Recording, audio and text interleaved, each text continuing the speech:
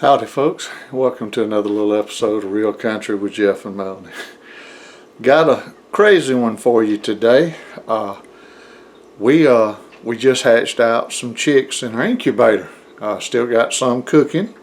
Hopefully in the next day or two we'll have some more. But as normal in my life, nothing goes normal.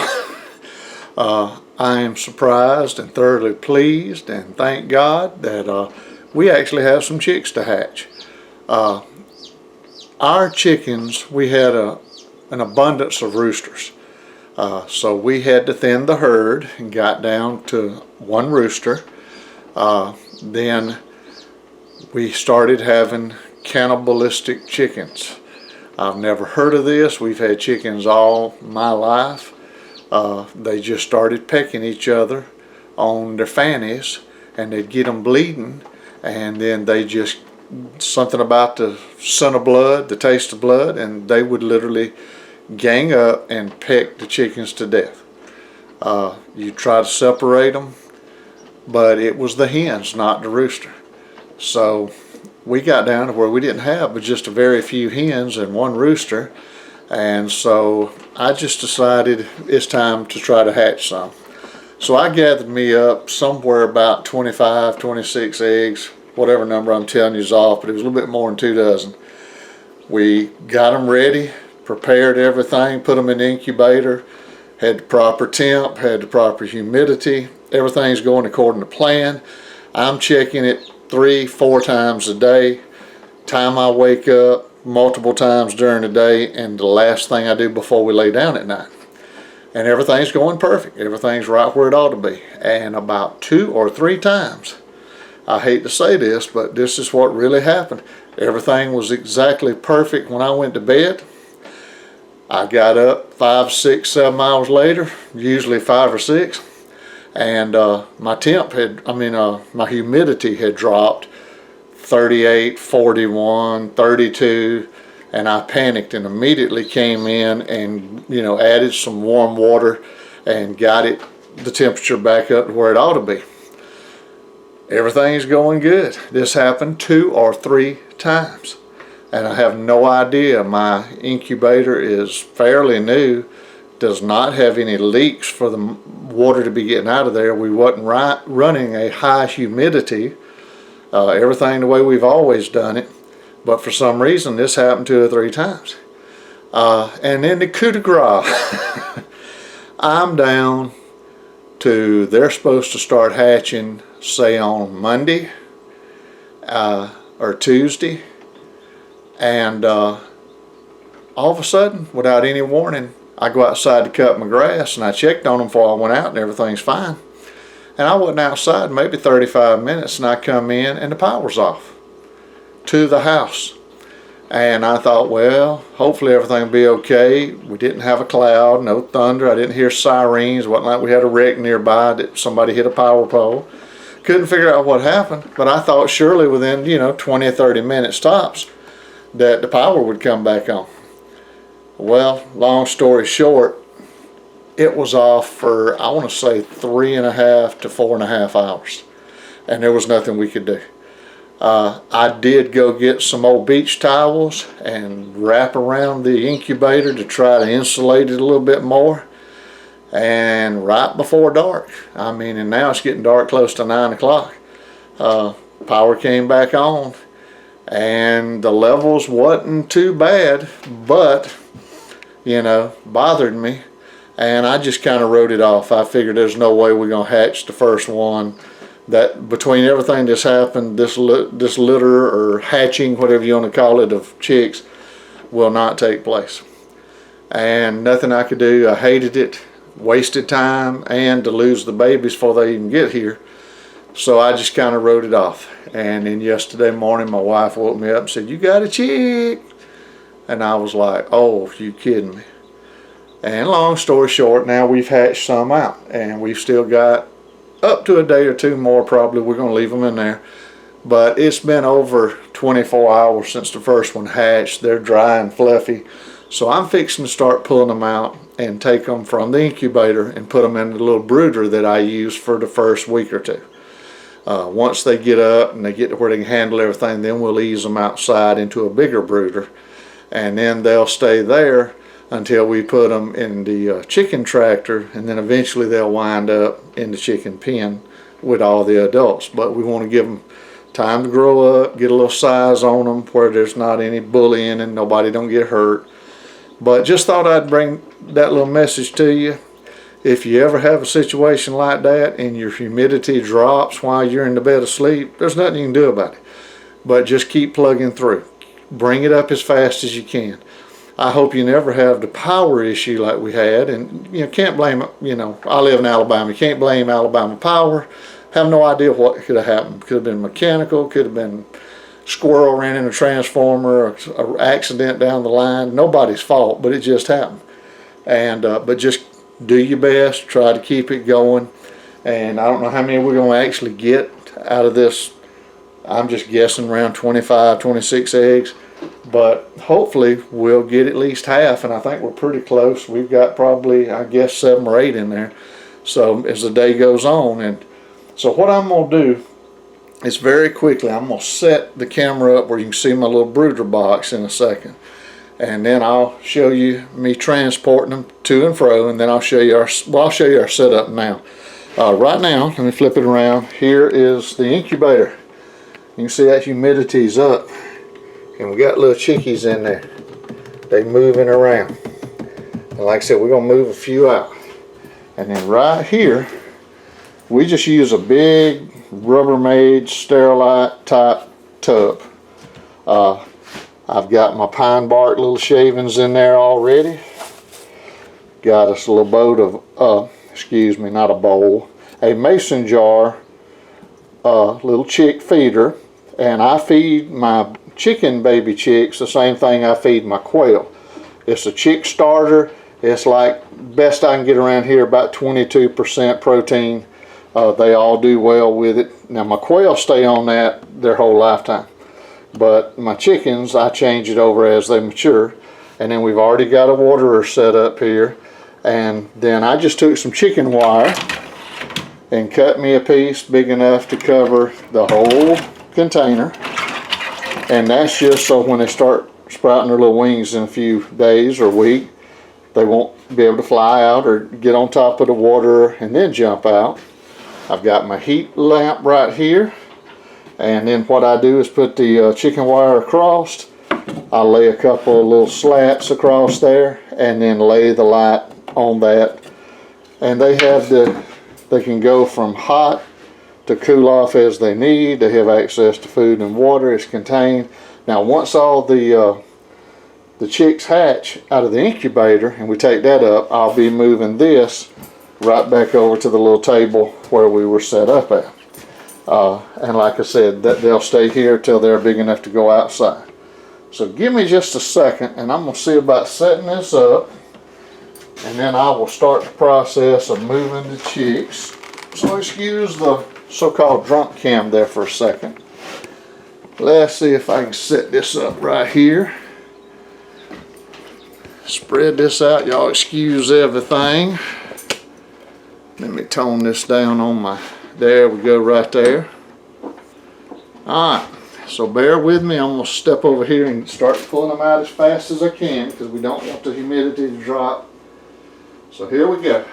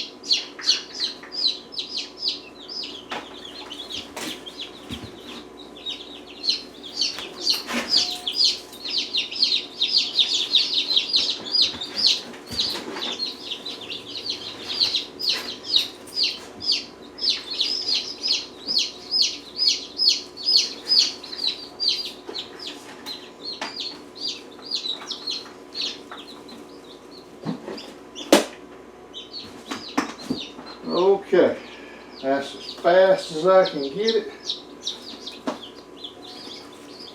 Now, I know that's going, the humidity has dropped, and I'm leaving 2 or 3 chicks still in there.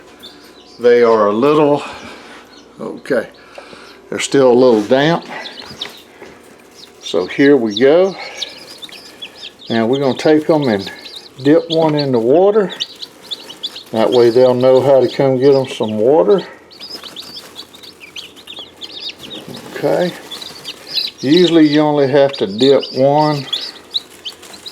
Just a touch. Alright, now let me set up my wire. And right now I'm really only using the wire to support the light. Okay. It's not, I don't have any fear of them getting out right now. These babies are too little. Okay. Now, let me plug it in real quickly. Y'all bear with me just a second. I'm going to give you the inside, the pin view while I plug it in. So bear with me. It's hard to do everything one-handed. Alright, so there's our heat lamp. And there's our little babies. Now they can freely go to it and from it, and I'll rearrange a little bit. I'll pull that feeder over to one side and give them a lot more room where they can lay down. But like I said, they got access to fresh food now. They got access to fresh water. They got heat. They can get away from it from the cold. There we go. That one's fixing to give him a little drink right there. So right now I'm looking at 1, 2, 3, 4, 5, 6, 7, 8, 9, 10 chicks. There's 3 over here that I'm going to let stay in there for a little while longer till they get dry and fluffy. And then hopefully we'll have some more. But like I said, I know this is no big deal. Most people out here do this too. But anytime we do it, I'm tickled to death. There's nothing like babies, springtime, which now we're heading into summer. Talk to me, biggin. Love to hear them talk. And there's nothing like being able to take care of yourself on down the road. There's some days you go into the grocery store now and you can't find eggs, you can't find chicken, you can't find milk. Prices are going through the roof. So a little incubator and a little heat lamp, water feeder, and hey, I can do this about once a month. That gives you a little time off. Takes 21 to 23, 24 days depending on hatching time and everything, conditions. But that's the beauty of it, and we'll feed these babies up, try to get them fat and sassy and healthy, slide them outside quick as possible, protect them from any kind of critters that might want to bother them on down the road, and then hopefully they'll pay us back with some pretty fresh eggs. I hope every one of them's a hen. I hope we ain't got the first little boy in there. Not prejudiced, but I want eggs. And then we want these babies right here. See, there's still a couple in there. They just got to have time to get up and move around a little bit. Got several more I need to hatch. So hopefully everything will come through shortly. But we'll give these babies a few hours to dry out. And then they'll make the trip and see brothers and sisters. And hopefully they'll help us out with eggs on down the road. And then in a little while, we're going to try to do it again with some quail. We hadn't been long done some quail. And, oh yeah, well, while we're talking, let me step out here. That's something else I got to do. I was kind of roughing these babies out. Let me step out here. And my place is a mess. Y'all bear with me. But right now, the ones that we hatched a while back, just like a little update. Turn it around. Get to where we can see. And this is a little brooder box. But there the babies are. They done grown now. We actually getting a few eggs every now and then. These are the ones supposed to be the jumbo Coternics. So far, I don't know what's going on, but they haven't impressed me as much as my regular ones do. but we had to put a little false top in here to keep them where the height was good enough. And one day this week I got to build another pen for where they're going to go permanently. So that's just a quick update on them. Now I did move one. Let me get out of here. I did move one several weeks ago. I believe we had a tuxedo quail in the mix. I've never seen one this way. He's kind of got a little yellow colored body with dark feathers on his wings and his back and his head. And I'm assuming that's what they call the tuxedo breed. He stuck out like a sore thumb, and he's pretty and we like him. Wouldn't mind having more of him. But at the same time, I guess that might have been an issue with the other quail, because he started getting pecked a lot. And I come out there one day and his neck feathers, or her, I don't know which one it is, I think it's a her, her feathers were so like somebody had grabbed her head and reversed the feathers, sticking up almost like a mohawk, and the whole back of her skull was bloody. And I was afraid she was going to die. So I actually took her out of the mix, put her in a private little cage with her own food and water, left her in there about a week and a half till she had time to heal up. Then I introduced her into the other pen with the other quail, and we haven't had any issues. So like I said, that's just an update on the last quail. And if all these babies will hatch and do good, I'll probably wait a couple of weeks and we may start up some more quail. We always need more. We're trying to expand, and the more eggs we get, the better we eat, and the more I have a chance to go to a farmer's market and sell a few quail eggs. They're real good for you, and they're real good to eat. But folks, that's just a little video for right this moment. We thank y'all for watching. Hope it was informative. If not, hope we didn't bore you. But just showing you what's going on. If you like these videos, please hit the like button. Subscribe. Please subscribe. Tell all your friends. Get them to subscribe. Tell them to call their friends. Even call the folks you ain't too fond of. Folks you ride by and stick your tongue out and go, call them up. Don't cost nothing to subscribe. The more subscribers we get, the better. Eventually one day maybe it'll help us out. And meantime, we're going to do this stuff whether we put it on video or not. I apologize, like always, we're not getting out what I want to get out and as much as I want to get out. But it's just you get busy and there's things you got to do. And when, like right now, you're doing it by yourself, you're filming it by yourself, you get so busy working trying to keep stuff going, you kind of forget to film sometimes. But bear with us, it will get better, and come along for the ride, and maybe we'll see something pretty on down the road. We'll go to the woods or the water and have a good fun. Nothing else you can laugh at how little I know. But thank y'all for watching, and until next time, if the good Lord's willing, the creek don't rise, we'll see y'all down the road. Have a good day.